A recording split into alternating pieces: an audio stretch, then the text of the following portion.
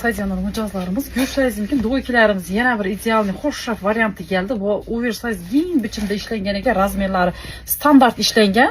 46 gedon kızlarımızdan başlap 52-54'e biyim olup düşüp gidiyor. Çünkü dün giyin oversize biçimde işlengen doykimiz svetlerini aytmıyorsam üçün yergi niyajin svetler çıkan ege malini svetini yaxşı göreden kızlarımız yine sizlere tavsiye etmem üçün çoğalı bir-birine acayip boğan doykiler aldırğanımız sizler üçün yine dün vahşi ideal durad. Bunu hal rast setkilerim var. Video davamında rast setkilerden köp veremem.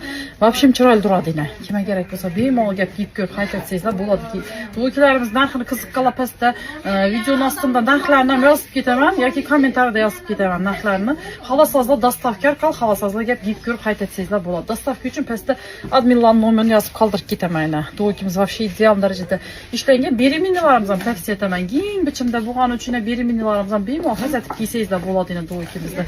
Material kassa sıfatları vahşi zor. Bambuku materialını yumuşak variantında işlengenine. Bunun çoğal duradı iken kime gerek olsa gel araslayın. Sizlerin magazinimizde kütük kalamız. Sizler için acayip bir hoş ve doykiler kek buğamız yine. Bunun çoğal duradı.